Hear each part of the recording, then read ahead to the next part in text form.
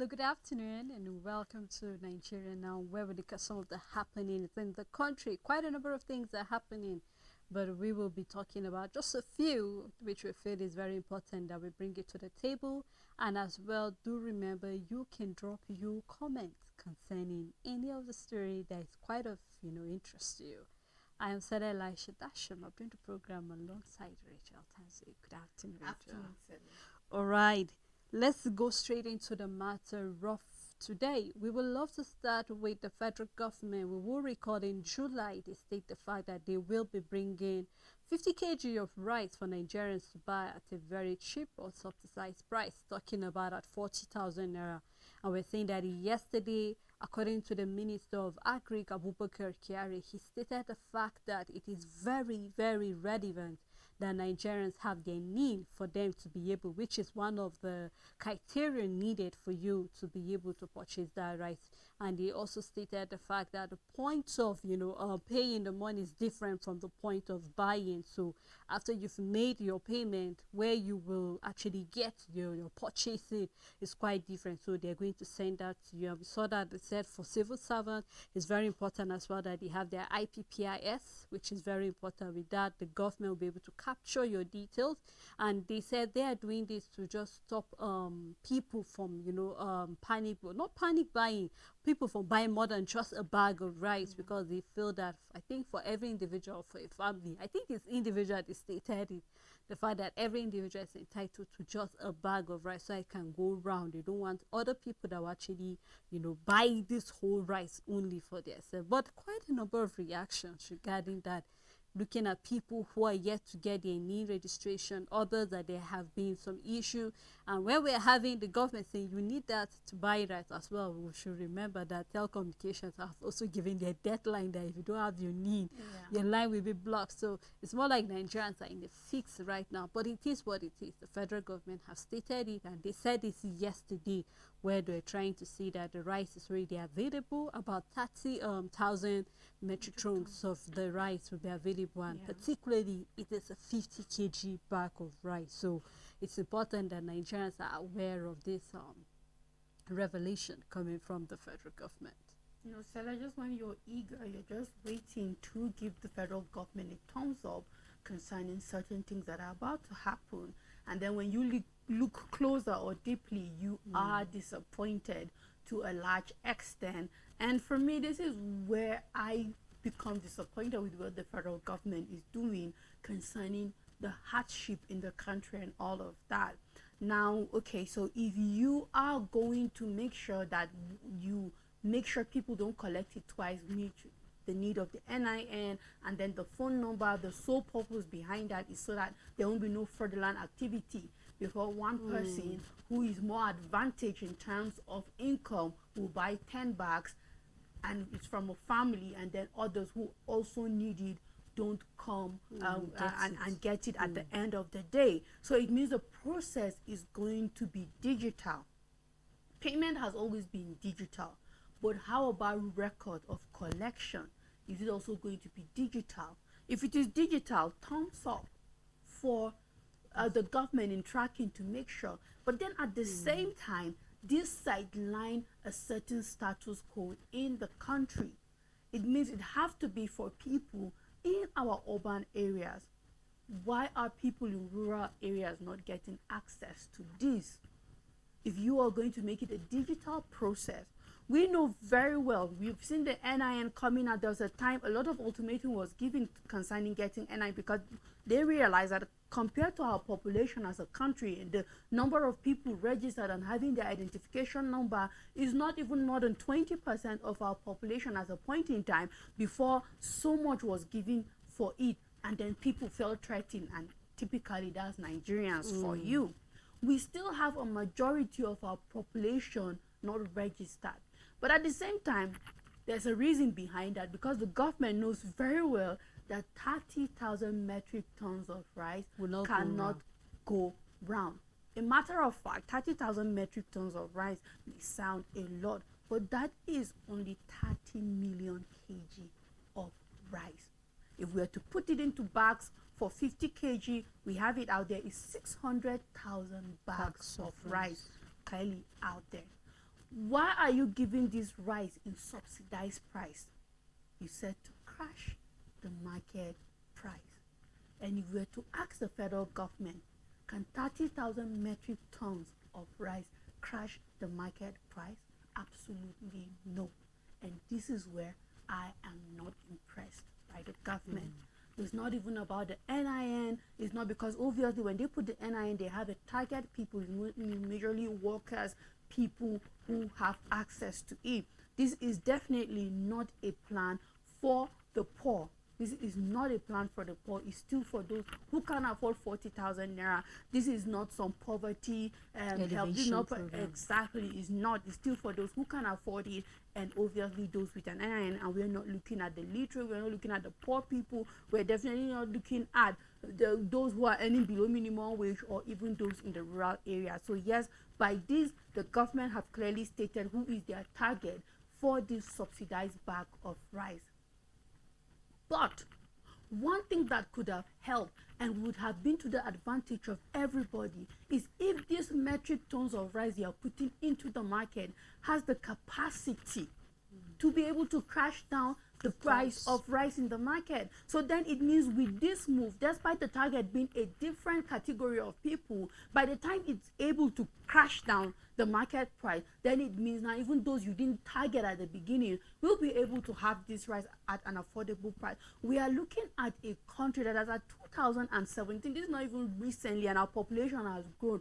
Our consumption, Sele, of rice annually is 6.4 billion million tons. 6.4 million tons of rice. If you now break it down, we're looking at 6.4 million kg. That's how much. How much do we produce as a country? We're looking at 3.7. Now the remaining is imported into the country. So how is 30 million kg going to crash down the price of a consumption of 6.4 billion kg of rice? That is what we consume annually, and you're giving out 30 million kg of rice. It's not even 30,000, not even 30 million. No, 30.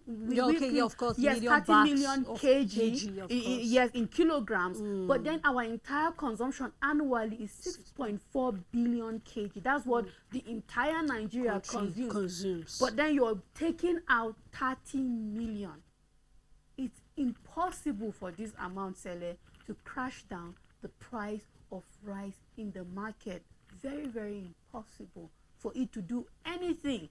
Is just a scheme. The federal government might not want to put it like that. It's just a scheme to just, you know what, let a few population of the country have 600,000 bags of rice out there, 50 kg bags of rice out there, but it will whatsoever in no way crash the price of rice in the market, because we are looking at just 600,000 households having access to this bag of rice in a population that we have over 70 million households.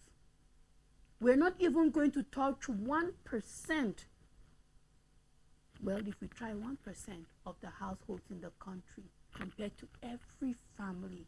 So when are we going to start an administration that is ready to really come into the help of Nigerians and really help with hardship?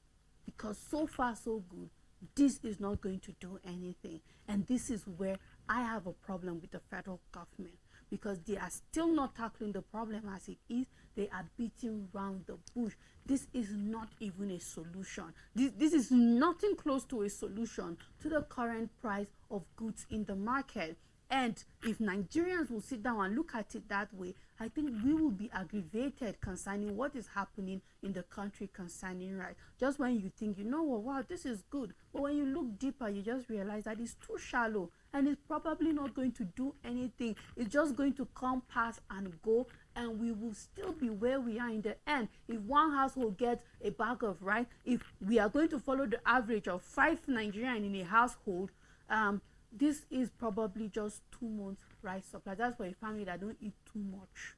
But we know that there are families that True. 2 kg cannot do anything in a day for some households and all of that, and that's 2 months, and then we are back. 600 bags of rice are gone, and we are back to the prices of goods in the market as they are. This is not even a solution, Celia, and this is my concern.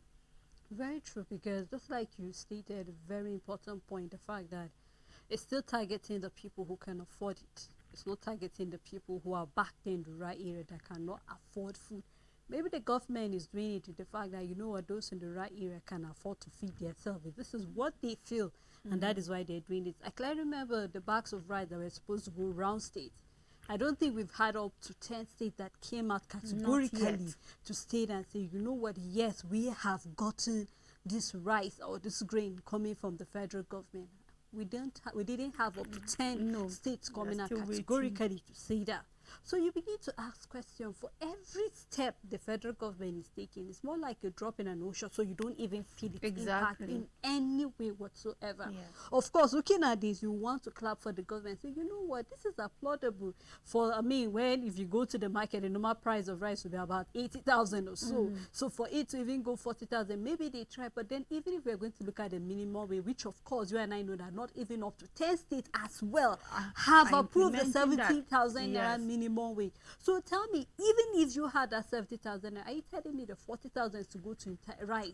How about the oil? How about the gas? We saw how much gas is going. How about many other commodities or other things that you need to actually put something on your table for you and your what? So just like we stated, I mean, each time you look at certain things, it just, you know, expose certain loopholes in our government and Yes. certain steps that they need to take. Well, as far as I'm concerned, this is meant for civil servants and nobody It is else, meant for because civil basically servants, they're yes. listing IPPIS, listing And it so won't many even other go things. around all civil servants. True, it won't, because we have to yes. take the population of people in the Yes, civil service it from the won't. federal down to the local government area. Yeah. It's not going to get to everybody eventually. But let's just watch and see.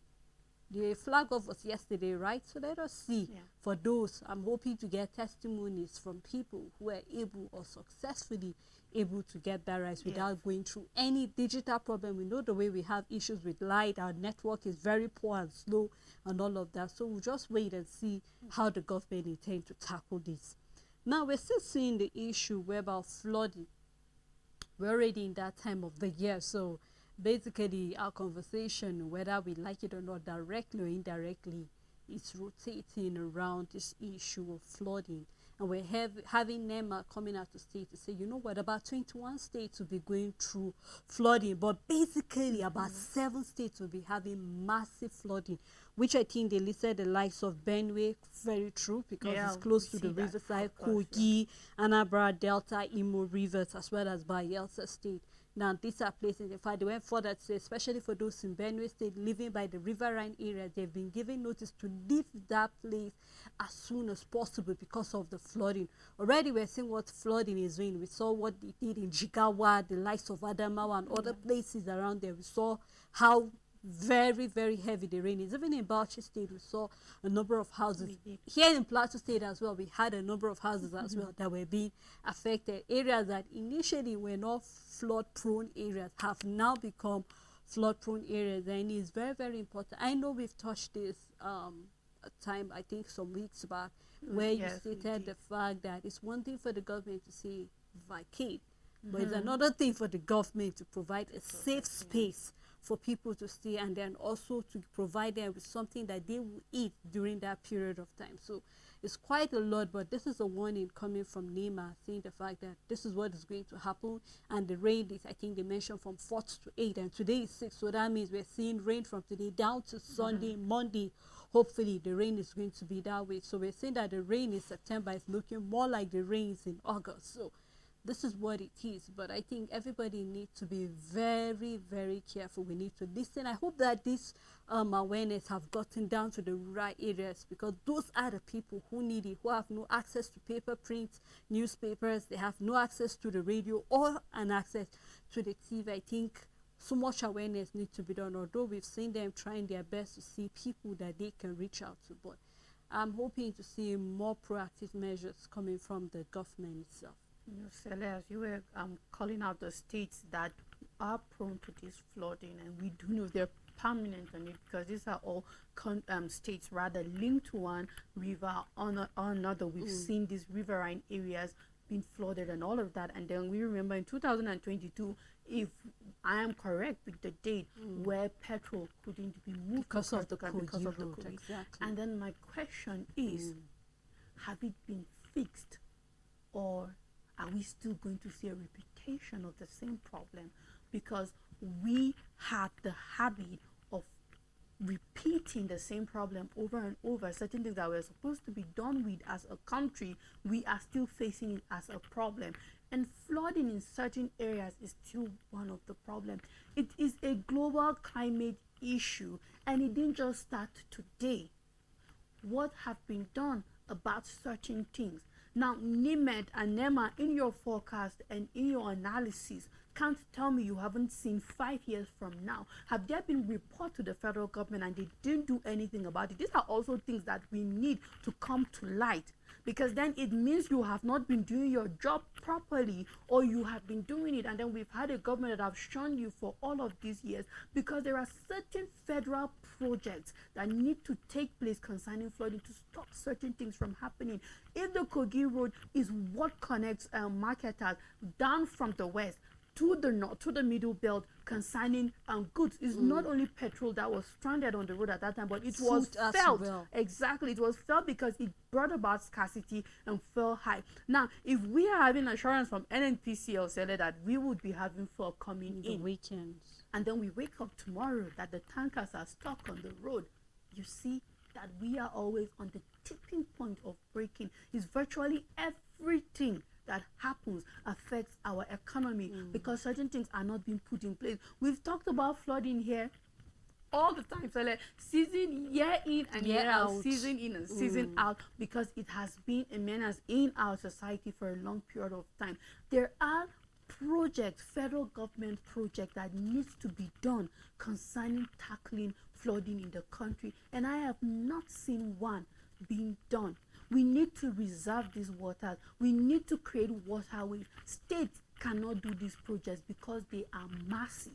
These waters need channel because they mostly affect the routes that connect states. We can talk about Kogi and all of that. And this project, because it needs to link one state and another to be able to help, it cannot be a state government project because it's going to gulp a lot of funds. We keep talking and complaining concerning the dams that have been opened. Why are we not creating a channel for this dam for us to be able to keep this water and store it and use it? Because this is what is being done in advanced countries. And my question is, we keep packing ourselves and going for COP 28, 29, all of it, packing lots of delegates. What are you going to learn from leading countries? Exactly. And we are not seeing one of the things, even the tiniest thing that these countries are doing concerning climate change. I am yet to see us do. I'm yet to see us doing it in this country and all of that. So it concerns me. It's not just about the warning, but I believe that there are certain areas that by now some problem. I mean, certain states precisely, that the kind of flooding issue we're supposed, because you cannot have too much water, you can store it up, it can go into so many things. We can recreate dams, we can have more hydro plants, there's so much to be done if we will just create our own man-made channel, rather than always waiting for this water to make their waves, killing land, properties. We will not talk about the fact that a lot of houses are not insured in Nigerians. So these are all people losses.